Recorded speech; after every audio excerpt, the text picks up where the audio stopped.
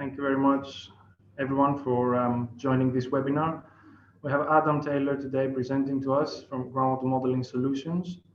Adam has been building groundwater models for the past 25 years, the last 15 of which have been as an independent. He has worked on projects for government agencies, water companies, quarrying and mining companies in the UK and overseas, and partners with a wide range of different consultancies. In the UK, he has helped to build many of our regional groundwater models, covering chalk, limestone, and sandstone aquifers.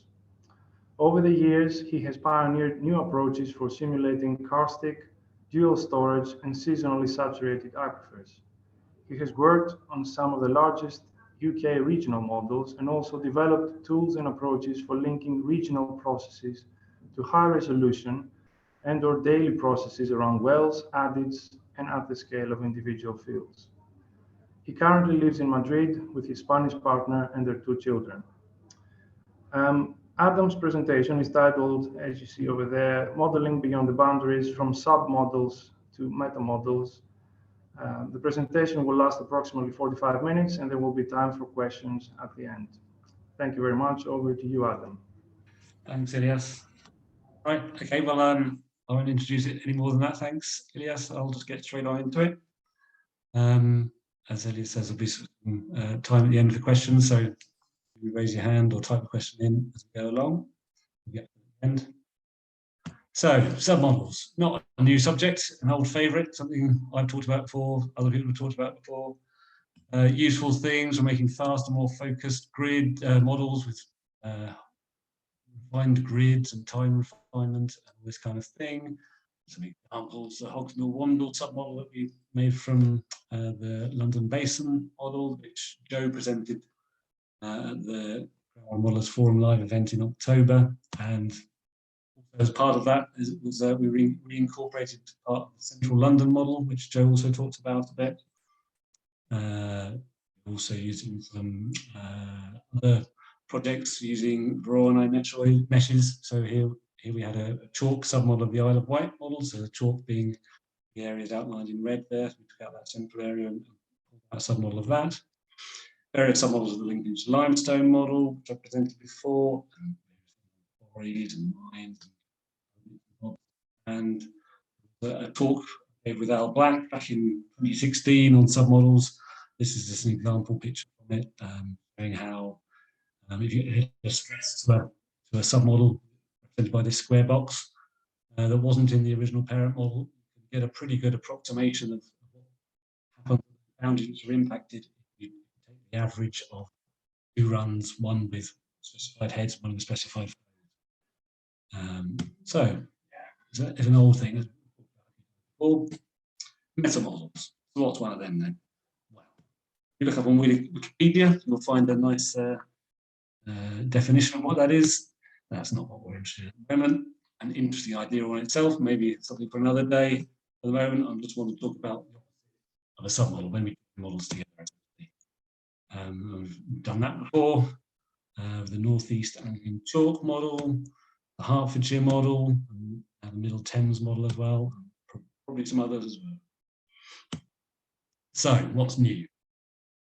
The main thing that's changed relatively recently is ModFlow 6. And within ModFlow 6, we have groundwater exchange and mover packages, which essentially allow us to connect models together. So we're no longer simply extracting some model like this and rejoining them. We can now break our models apart, link them, and run them together. And then we can make recordings of those links to run the models on their own if we want. But essentially, we can go back, run them together, run them individually. But also, you can now using parallel ModFlow, you can run the linked models on different processes, which can be helpful. But why would we want to do it? Well, so here's my crazy idea. How about we go from something that looks like this, which is more or less what we've got now, but roughly like this, these are the UK regional models, to something a bit more like this.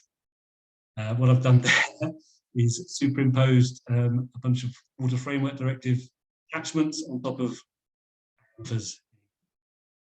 It wouldn't necessarily look exactly like that, but you get the idea. It's a groundwater modeller's dream, gazillions of groundwater models. Or might it be a nightmare? Let's have a think. Why wouldn't we want to do? Here are some reasons. Too many submodels, submodels too small, people don't use them anyway. Property changes in properties at boundaries, problems joining models of different meshes, or layering. And I'm sure there are other reasons as well. Please do come up with your reasons and your questions during the question. I'll look at some of these in detail. So too many submodels. What we would continue to do is managing them by our existing regional model areas. So for example, here's the Hertfordshire Chalk groundwater model area. If we use the WFD water bodies, we get more than 130 that overlap that area.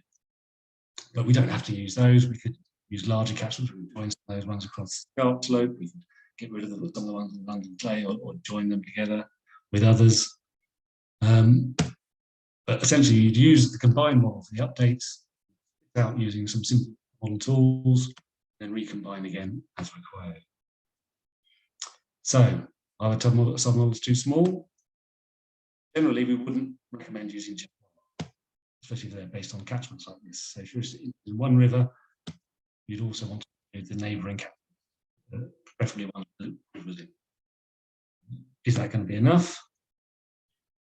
Look at some contours from a scenario on that particular river. You can see that here, some of those contours do go out beyond the boundaries a bit, but I think the largest contours across those boundaries are only 5 centimetres. Probably the boundary can just handle that without necessarily wrong results. The other option, of course, expand the number of submodels. That should generally do it. So keeping the submodels small allows flexibility. So when we're looking at that river, that might be our collection of models. If we move along a little bit, we might want a different selection, and we get to the edge of the model, we start impacting on the model boundary. We want to get more catchments over past the model boundary, get from the neighbouring model. So people don't use submodels. This is quite possibly true. Submodel tools in NGMS potentially never been used. They may have been used if people haven't used the correct naming convention. And if you use a submodel, you're supposed to use a certain naming convention, and when someone looked, they didn't. They may never have actually used. Most regional model runtimes are okay, so maybe that's why people aren't using them. You just set it going. Some models do take longer than others. NEAC is fairly slow. Links limestone, which is not on NGMS, is very, very slow. Current trends of joining models and adding complexity in terms of mesh refinement and layering. Those continue, then we may end up with more slower models. About property changes of joins. For example, the Hertfordshire and the London Basin model.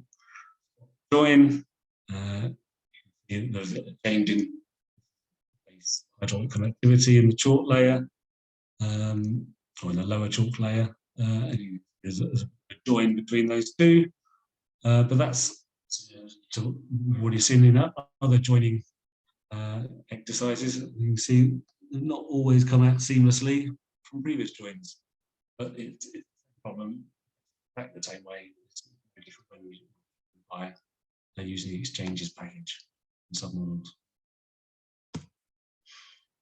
What about joining different mesh types? When a regular mesh, Voronoi mesh, as you can see, there's a bit of a gap between those two meshes. So it would currently require some approximations along that join in linking up node to one model to the other. But they're relatively minor approximations, or you could change the edges of the Voronoi mesh.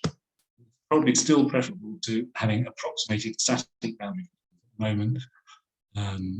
This is the southeastern edge of the London Basin model. I think just a single value applied all the way along this boundary, which doesn't change through time. But if we link a neighbouring model, we could, based on different times of year, different. And it might be worth thinking about future Voronoi mesh builds, lining them up. Different layer setups. For instance, we've got some single chalk models, some multiple chalk models, and the joins between those. Well, we can just join our single node in our single layer model to 3 or more layers in a multi-layer chalk model. Or we may decide that the single layer chalk model is rated chalk, and that's the one to connect it to, and that will move the boundary. Again, it's still probably to just arbitrary boundaries got on the edges of many of them. So why would we want to do this? Here's some ideas. We can eliminate artificial approximated boundaries, bring more focus to important local details, eliminate competing representations in overlap areas, and avoid duplication of effort, avoid joining models into larger and more wieldy models, allow models to be run more quickly with parallelization, and allow swapping of alternative subversions for different purposes, essentially maintain a constant development, continuous library of connected groundwater. So let's go through some of those. We can eliminate approximated boundaries. So going back to one of the examples we had earlier, each collection of submodels will still have an outer boundary, shown in red here. These can be defined, that the boundary conditions along those boundaries can be defined from when that join is within another model run. For example, this blue model outline. Red line is within, part of that red line is within that blue outline. We can pick up the recording of the flows across that, or the heads outside that red line, and we can use that input red outline as represented. For naturalize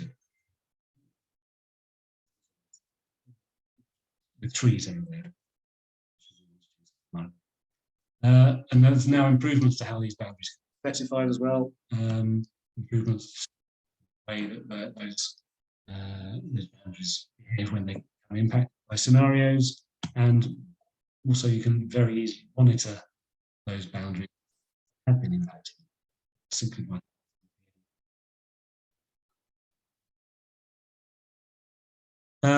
bring more focus to local details. For example, the Hogs Mill, or the Hogs Mill catchment, which is in the London Basin model near Epsom. We'd already improved the Hogs Mill simulation of the Hogs Mill in the London Basin model via a bunch of things. We extended the model boundary, had VPP, had interaction with sewers, and then we pulled out the submodels shown in purple there, the red area with the purple outline. Some WINIP work for Thames Water and out and we've got down, which enable us to improve our local focus essentially, and we improve the groundwater levels at some local observation boreholes, we improve the sewers, and we improve implementation by looking at specific localized along the rivers. Adam, I'm really sorry to interrupt you. We have some comments that the sound is problematic. I don't know if it's really? the internet yours, or there's something that can be done about that, because sometimes we're losing you. So is there anything that can be done, do you think, your end? Or there is. I mean, I can try swapping to my other computer, or I can try putting my headphones on. Try putting my headphones on first. I mean, we can still get most of what you're saying. It's just a couple of times we lose you. So sure. I hope it's not the internet connection or the laptop itself, but I will try with the headphones, see if that makes any difference. But carry on and see how it goes. And carry on, see how it goes, and we'll. hopefully it will fix itself. Okay, can you hear me okay at the moment, Elias? Yes, yeah, thank you.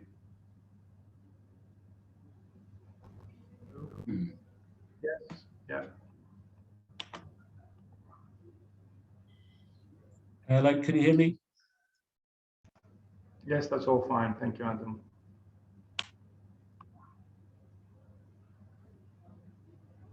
Yep, we can hear you, yeah. Elias, can you hear me? Yes, can you hear us, Adam? Assuming you can't hear me.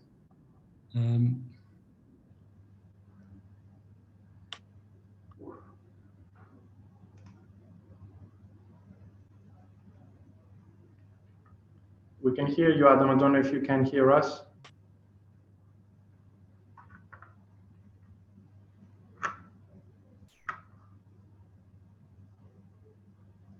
Can you hear us? Maybe we need to go back to the previous settings. Hello? We can hear you. Hear anyone?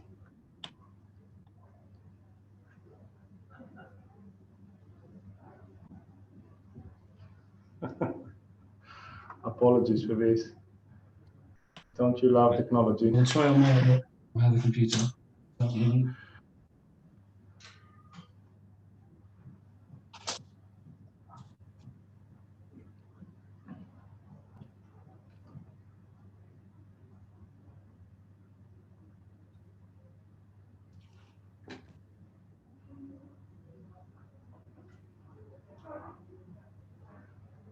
That's fine. We're gonna fix it. Don't worry. Yeah. Quick tea break, I guess.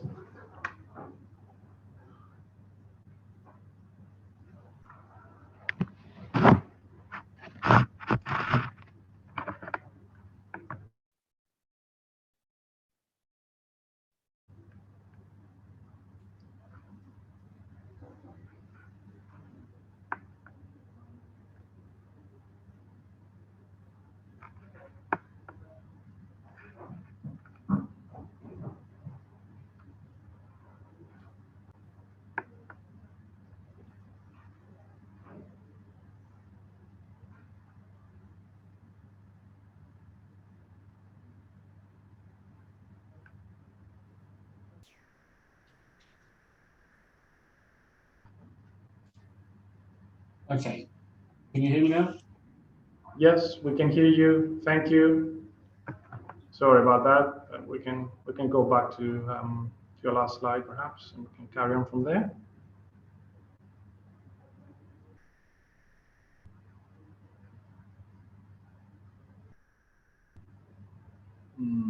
Looks like we've lost you.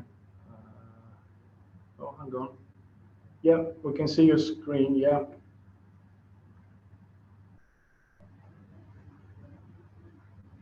Yeah, we can see full screen. Yeah. Bring more focus to local details.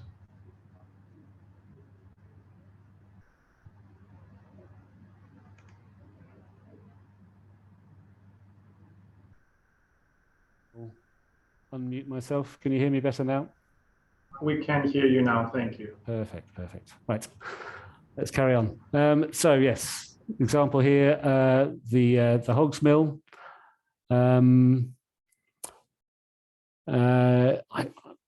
Please, if I get to the end pretty quickly, people tell me if they haven't heard anything at all from the first half. We can go back and do that bit again, but I will carry on for the moment on the assumption that people got at least most of it. So anyway, yes, we're looking at the hogs mill near Epsom, part of the London Basin model,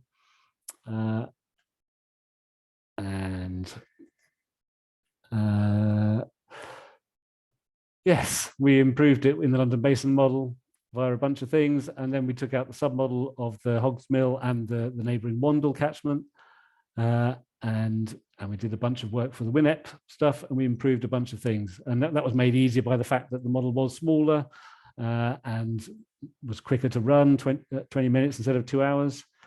And we were focusing on that specific area.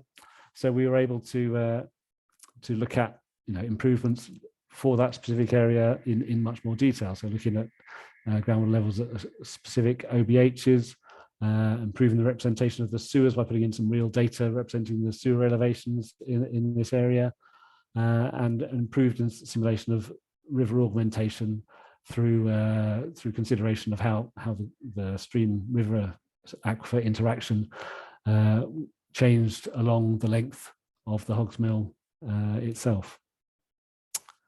And then we managed to get an improvement, as I think Jo showed in her presentation, from what it was before in the old London-based model to now what it is in the Hogs Mill Wandle submodel, which was also then all the improvements that we made to that were slotted straight back into the London Basin model as well. Eliminating overlapping areas. So currently there are lots of overlapping areas in our various regional models. As I say, not all of the regional models are shown on here, but you can see there's plenty of overlaps, and quite often those overlaps, well, they give, first of all, they give differing simulations of the same area, but also they're typically close to model boundaries. So for example, that's the Hogs Mill there, with the old original London Basin model outline on it. That's been extended a little bit since, as I just showed you. And then there's another example here, the overlap between the Hertfordshire and the London Basin model. Zoomed in a bit here. So we've got these usable zones which have been defined. So this area to the north of that black line, we should use the Hertfordshire model, and to the south of it, we should be using the London Basin model, and this purple area, whichever we think makes most sense for whichever application. But the water balances in the overlap area were very different. So for the Hertfordshire model, it looked like this, transient water balance. And for the London Basin model, it looked like this. You know, the flows in, shown by these yellow, the horizontal flows coming in from the northwest, were very similar in both. And the abstractions shown in red, pretty similar, as you would hope. And luckily, the flow coming out towards the southeast, this thin bit of purple, which you can't see so easily, but there's a number here, is pretty similar in both as well. But there's a lot of difference in the amount of flows to and from the rivers, shown in green here, and in the amount of coming in as recharge, either just generally or in the Mimshaw Brook area. And you can see that especially the rivers, they're just a massive amount of difference. So, but luckily the flow coming out towards the southeast is very similar. But it does mean that it has been represented in very, very different ways in those two models. And also, if we were to merge those two models and you know, using submodels and exchange processes, we would avoid duplication of effort, particularly in this case, ground abstraction processing. Each time those models are updated, there's around 250 megaliters per day of abstraction data that needs to be collated, which is done twice currently. And we would avoid ever larger unwieldy models if we were to use this approach, which has been a trend for joining regional models together. As we said earlier, there's NEAC, Hertz, Middle Thames. Currently, we have to run a whole large model, even if we're only interested in a small part of it. And as models get larger, we risk losing focus on important local details. So for example, going back to the Hertfordshire chalk model again, that was joined from the Southwest Chilterns, Vale St Albans, Ribash Stort and Cam Bedford Ouse models. But when it was joined, there were some aspects of the Vale St Albans model that got lost, and including a bunch of stuff to do with the Mimshaw Brook swallow holes and some of the calibration and the overflow to the River Colne, and Carstic Spring discharges over towards the River Lee and the New River. These are now, the EA is planning to reinstate those. Something else we can do is, as I mentioned earlier, is speeding things up using parallel processing. So processor speeds seem to have maxed out, shown by this green line here over the last few years at about 4 or 5 gigahertz. So if we want to speed things up, we've got to use parallelization. Parallel mod flow 6 has been in development by Jarno Verkeek at Deltades in conjunction with the USGS. And this guy is making groundwater models of the world using supercomputers, which is quite impressive stuff. But he was very He was very helpful for us and let us use beta version on the Links limestone model, which we used a simplified non-VKD version because VKD isn't in there yet, because they're on different development branches at the moment, but hopefully they will come together at some point in the future. And we weren't using a supercomputer, we're just using a desktop computer. So we split the Links limestone model into two and got a 1.3 times speed up, and then split it again into 4, got 2.3 into 8, 3.2. So you can see you're getting appreciable increases in speed by using this approach, up to a certain limit. When we went from 8 to 16 submodels, we didn't see any more speed up, and that's just due to the limitations of the desktop computer that we're using. But there's other approaches you can use within that as well. As you can see here, we're using some pretty ugly square submodels, but that was quick and easy to do. We could just run one at a time. If we run just one submodel at a time, then we get 30 to 200 times speed up, which is great if the area we're interested in is within one of these areas. Obviously, operationally, we wouldn't be using these square areas. We'd be using catchment-based stuff, presumably. Or you can select a group of them. In this case, like the kind of core area here is made up from about 7 of those models. And if we pull those out and run them in parallel, we get about a 7 times speed up over the original Links limestone runtime, which is a big improvement. Another thing we can do is swap out submodel versions. So if we have, sometimes we want to take out a submodel and increase the resolution in it. So we might start off with something like this and end up with something more like that, or with a Voronoi mesh, or perhaps with more layers, perhaps even with shorter time steps. This is something on a daily time step here, for example. And then we could slot that back into the original model, and that would be very useful for looking at impacts of abstraction or climate change or whatever on wetlands or whatever it is that you pulled out in that particular submodel. But it would be pretty slow for any other application. If you were just looking at water resources, for instance, on the wider regional model, you wouldn't want to have that one slotted in. You'd probably want to go back to something more like the original submodel that you pulled out, perhaps a modified version to take into account some of the things that you've learned from pulling out the more detailed submodel. So you could have 2 different versions of that area of your regional model, and you can slot them in using the same connections that are there for connecting models together via the exchange and mover processes. So what we'd end up with is a library of UK groundwater models. So just as a quick summary, ModFlow 6 allows us to simultaneously split out our groundwater models into catchment scale submodels and join all our neighbouring regional models together. Something a little bit like this, for an example.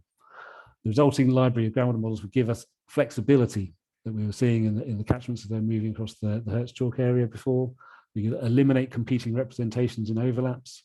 We could avoid going for ever larger unwieldy models, but we would have the potential to run all at once if we wanted to, and it would allow alternative versions to be swapped in. So that's pretty much it. I think I've gone through this a bit more quickly than I was expecting to. So we're only halfway through. So if the sound quality was completely terrible earlier, do please tell me, and we can go back to some of the other stuff. No problem. Thank you very much, Adam. Virtual round of applause for Adam. Thank you. Thank you so much. It was a very interesting presentation. We got most of what you were saying at the beginning. It was just at times it was cutting out. So, but I think that the slides really helped to follow through. Yeah, we'll open it up to questions, and if there's something specific, I guess we can always go back to the first slides if people want to discuss any aspects. So can you please raise your hand if you wish to ask a question, and then or put something in the chat if you would like to, and then yeah. So I think Rob, you have your hand up. Hey Adam, thank you. Great talk. Yeah, just wanted to ask. So I can see that starting from where we are at the moment, when we've got most of the main aquifers are covered with models already, I can see that there's value, or I can see that that there's less risk in creating lots of millions of little models. In other words, breaking those existing regional things up into smaller bits that you then sort of make it more flexible to sort of work individually. I can kind of understand that. I'd be more worried, I think, if we started from the position of creating the smaller lumps. Yes, absolutely. Yeah, because I think there's a conceptual risk in missing out from the sort of discipline of regional conceptualization. And to a certain extent, I think there's still probably a bit of a risk in terms of plucking out a particular bit and maybe therefore not allowing the rest of your model to learn from what you're having to do here. You know, you haven't got the discipline of how does this fit in with my regional concepts to sort of come up with something that's still parsimonious. Over time, perhaps you move to something where you've got lots of more locally varied understanding, which may well reflect reality much better. But I don't know what you think about that as an issue. Yeah, I guess, you know, the idea would be to still manage them probably on more or less on the regional model scale that we've got now. So you'd keep that kind of that scale of conceptualization, and then you'd be pulling out. I don't see this being particularly useful for the example I was showing where you're doing kind of scenario runs, doing pumping changes and stuff like that. I mean, when I produced those contours, there was no point did I think, oh, I wish I was doing this using submodels. But I think it becomes more useful when, as you say, you're pulling out little bits and you're adding more detail to localized areas. And I guess that, you know, when you do that work and you then, you know, you turn around to the agency and you say, look, we've done a bunch of work in this area here, and these are the things that we think are important, these are the things we've changed. If those things have wider implications, then yeah, that then has to get thought about in terms of whether they try to do similar things in other areas, I suppose. But I think it just adds potentially to the learning process. It allows more things to be brought into that process of learning about what's going on with our UK aquifers in general. Yeah, thanks. I'll shut up in a minute, but just my only other question was to make this work requires a massive investment by the Environment Agency to sort of manage and set it up in a way that, you know, is the way that things are done. So I think it would have to go with that. And now I'll shut up. Yeah, no, I think it would. It obviously has to be managed by the agency. They're the owners of these regional models that we're talking about joining together. I'm not sure that it would necessarily be a massive investment. I think in terms of just adding a part where you can split these regional models into submodels at the end of an update process, for instance, is relatively easy to do. Then yes, kind of sewing together the individual regional models is like a project where you're joining models together anyway. So I guess that would be the point where you'd really want to start thinking about whether this is what the direction that we want to go in. Is the next point where you have an interest area that's on a boundary between two existing regional models, and the environment agency thinking, right, well, we need to join these regional models together, rather than doing it the way that it's been done up until now. That would be the time to start thinking, well, should we try doing it this way? Thanks, Rob.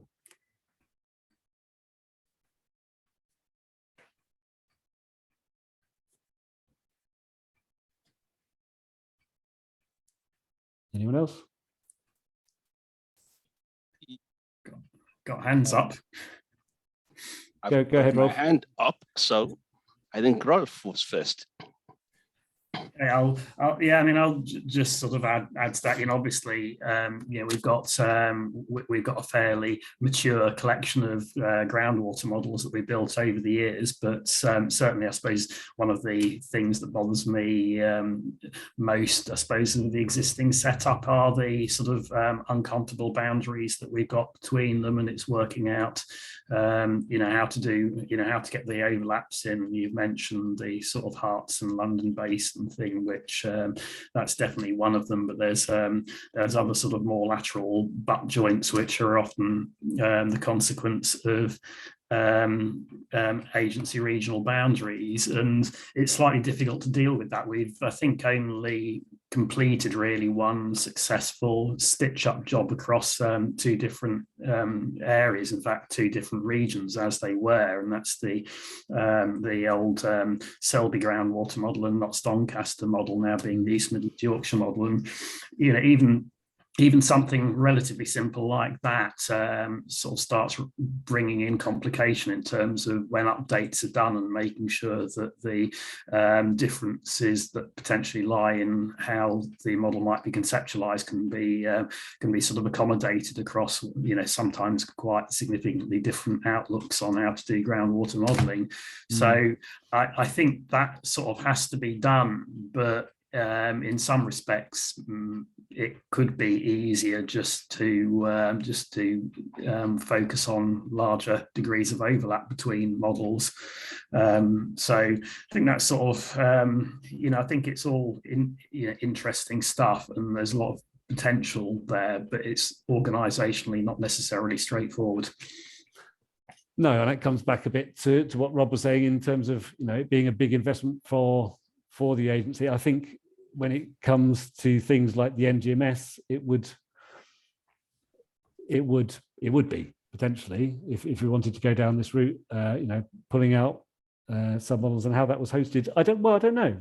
I think there definitely is potential. You could see NGMS or an application like that fairly comfortably having the function where you just select modules of models, but whether that's actually modules from a single model that covered the entire country, or whether you'd sort of have something like sort of the Mole, Hearts, Kennet, Testitch and EHCC as a sort of selection of models, all of which kind of have commonalities between them, and you might sort of select half a dozen units of each of them. Something like NGMS could probably facilitate that quite easily. So it's all down to how the mod flow works underneath there, I think. Yeah, no, you're right, probably. Yeah, I think coming back to what you said right at the start is we do have a mature set of regional models here, and there's a lot of work gone into these things, and they're pretty good on the whole. And so I guess how I see it is that we've got these things. They are good. Where do we go from here? I think potentially it is pulling out parts of them for specific applications, like we did with the hogs mill, but like people are doing all over the country for different WINEP type things, for instance, or groundwater flooding type things, or some of the stuff that Al's doing, looking at layering in the chalk. All these things, looking at specific things that are happening in specific catchments, and being able to have the flexibility to pull those out, modify them, and add extra detail as required at a more local scale, I think, and that allows us to build then on and improve on the firm base that we've already got. Yeah, I agree. Yeah, thanks, Rolf. Michael, is there something else? Yeah, thank you. The presentation has been good. The discussions have been very interesting. The question that comes to my mind is this: that we like you've all identified, we've gotten to the place where we have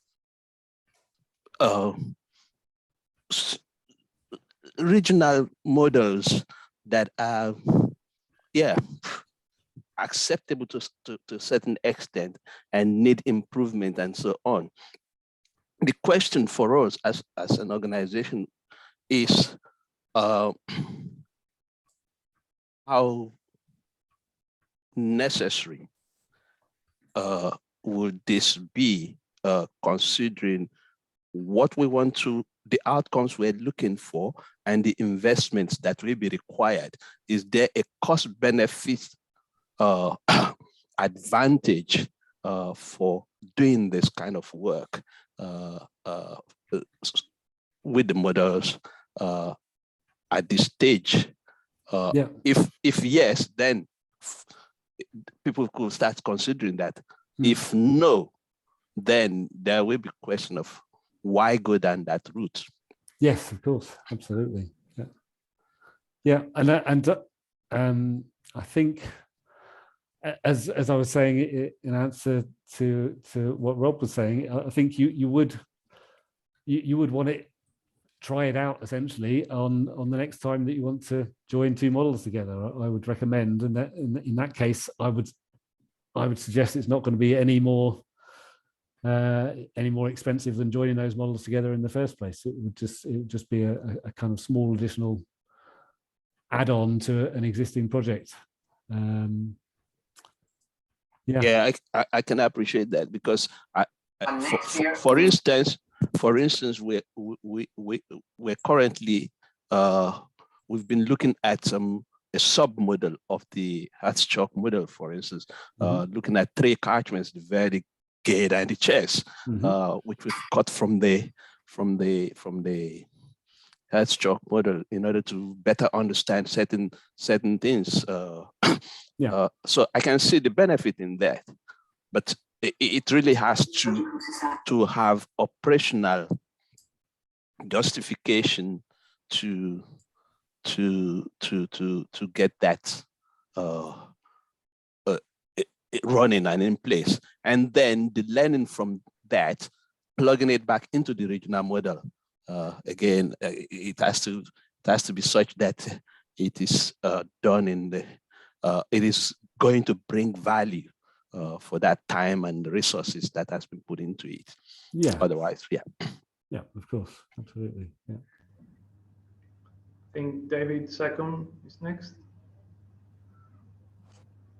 Yes, thanks, Adam. Really interesting. I just wanted to know that if you have a submodel and you pull it out and you do some work on it and you make some structural changes, a bit like what you had before from the simple diagram to that spider diagram, as it were, and if you bring it back into the main model, how do you keep model stability? Because it might be that the boundary edges have now changed, and so you've now got a changed submodel within the main model, and it might mean that if someone was going to do some work in a neighbouring catchment, would it be easy enough to transfer across? I'm just wanting to know can it lead to model instability if you don't end up doing a full recalibration of the larger model? That makes sense? Instability, I guess. I mean, whenever you add complexity to a model, you're running the risk of adding instability. And I guess what you're talking about are these slides here that I'm showing now. And certainly when you go from this part of the regional model to this submodel, you would expect that adding this kind of refinement is going to potentially add some instability and some slowdown to this version of the submodel compared to this one, surely. But yeah. No, I understand that. What I mean is, if there was a subcatchment next to it, and model was already previously calibrated on the very simplistic version, and you've now got a complex version. If I then worked on the neighbouring, yes, absolutely. In that case, that's why we were talking about the boundary conditions. I've not spoken about the boundary conditions loads actually in this, but the idea is that and something we talked about a bit more detail in the 2016 talk with Al. But the idea is that you set the boundary conditions of your submodel, or those boundary conditions could be links to a neighboring submodel. But when you're pulling out the submodel and working on it on its own, you will have them as boundary conditions. And the thing that you'll want to be doing as you're developing that model is ensuring that you're not affecting the flows at that boundary condition. I mean, this is a bad example. You wouldn't pull out a submodel that looks like this because it has lots of little rivers and stuff coming off the edges of it. It was just an example. So you would have something that would be based more on a river catchment. So you wouldn't have any rivers crossing the boundary except at the bottom where the river exits your model. So your neighbouring catchments would be further away from the action, especially when it comes to chalk aquifers where you've got hydraulic conductivity enhancement along the rivers themselves and lower hydraulic conductivity in the interfluves. You wouldn't expect so much impact of any changes that you're doing within the submodel to reach those boundaries, or to have make a significant change in flow or in head at those boundaries. But that's why you would set your boundaries a couple of catchments away from your river of interest, and why you would monitor the impacts at those boundaries during the development of the catchment of the submodel. And that's what we did with the Hogs Mill Wandle model. We set up these boundary conditions, which you can, as I say, you can very quickly check to make sure whether they've been impacted or not, just by glancing at the end of the main output file.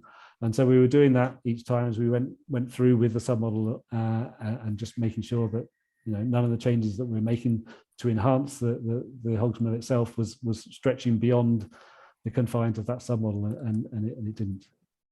Okay, thank you. Rolf? Yeah, just sort of to add on, I suppose, to what David was saying. I guess there's sort of two angles to the whole submodel thing, at least from the agency perspective. The other one being that we have, as Adam alluded to, got functionality for doing submodels in NGMS, and it was always the case with that whilst NGMS has the capability of allowing you to draw shapes and turn those into, for example, submodels, we took the approach that we'd actually pre-configure them, because it's quite important to, as Adam said, put the boundaries in such a place where you haven't got too much in the way of flow going across them, or at least they're not going to cause problems elsewhere. And from the perspective of actually just reducing run times, you don't really need to have that many submodel options, because probably halving or thirding the length of the run time is plenty. I think sort of, as Adam said, we haven't really taken that up very much because the runtimes haven't been too bad anyway. But I think the more interesting thing is, as part of model development, and maybe moving towards a phase where once we've developed Voronoi grid ModFlow 6 models, that maybe we spend more time in the future just focusing on specific areas and perhaps refining the grids in those areas where we're learning more about them and can sort of extract a bit more certainty over or less uncertainty over the quality of the results. And so instead of just having a project to build a new model, we're just tweaking them a bit more, and that would seem like a more effective use of money, I think, in many cases. Adam, would you like to comment on that? No, that makes perfect sense, Rolf. Yeah. Okay, perhaps Roger, would you like to come in? Hi there. Thanks for your talk, Adam. It was really interesting. One of the things that caught my eye was the non-uniqueness that you uncovered, perhaps not intentionally, where the three models were overlapping. Did you have any sort of comments or quick learnings from the detail you might have dug into with that? Do you? You mean no? There's a transient mass balance. This one, yes. Yeah. So I mean, I guess this is what I see as one of the dangers of our existing setup. Yeah, and as you say, it's non-unique. I mean, if you're interested in what's going on in that area, you've got to choose carefully which model you look at, because they're going to be telling you different things. And yeah, I mean, my recommendation would be that, yeah, that we join them together, but in a way that doesn't mean that they're forever joined. So you don't end up with a case where you look at you want to look at some small area, you know, and you have to run the whole model for it. I'm not sure I'm answering your question though, Roger. So do you want to, yeah, it is definitely a problem. And I think that this approach of splitting the existing models into submodels and joining them together, and during that process of joining these two models in particular, I think most likely we would certainly be using the Hertfordshire chalk model for the area to the north of there, because it's been calibrated through all the river flows north of here, including the Mimshall Brook stuff here, whereas the London Basin has concentrated more on some of the abstractions in the confined area here. But you would have to join them together, and when you did join them together, there would undoubtedly be some worsening of the calibration in one or either or both of them, and you'd have to address that.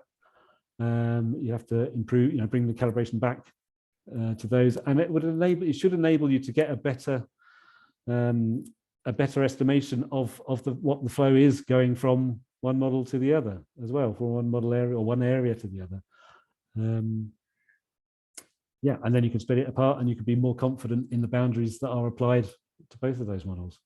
But yeah, if I haven't answered your question, or if you think there is an answer, please restate it. But yeah.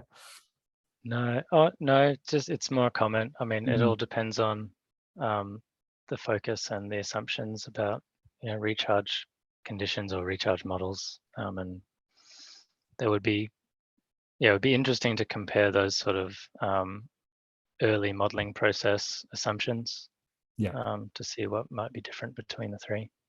Yeah.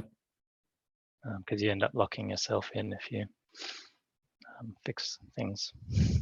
Yeah, I mean, in this area, I would certainly, as far as the recharge process is concerned, I think there'd be much I'd be much more inclined to believe what's going on in the north of that line in the Hertfordshire area, because that is part of the recharge model that's been properly calibrated to the river flows and stuff in that area. Whereas I think what's happened in the northern part of the London Basin model is it's just inherited some recharge estimates from the component models when they were there before, and they haven't really been changed or updated in the London Basin model as yet.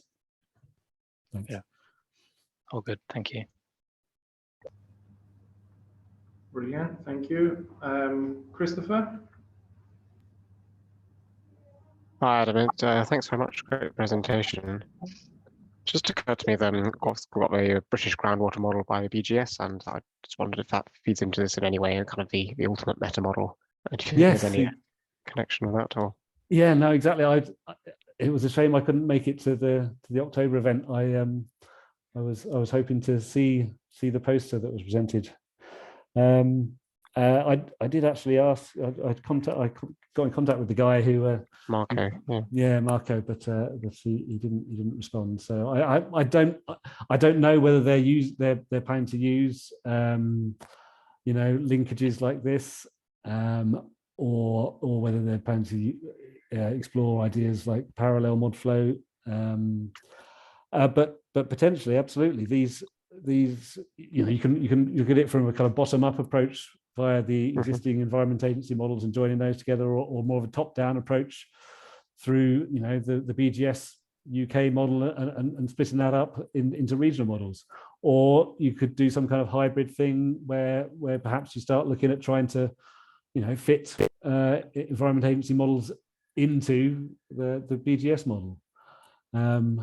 But I imagine the BGS model is probably looking on quite a coarse scale. I'm sure, yeah.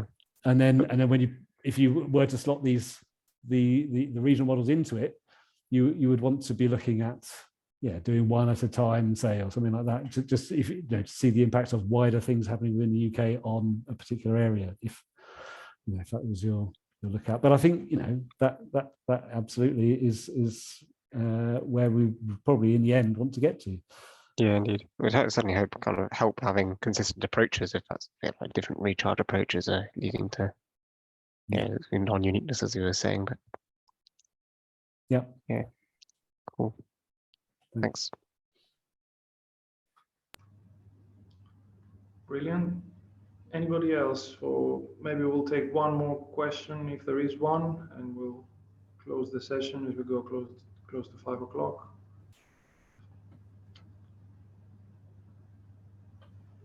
No?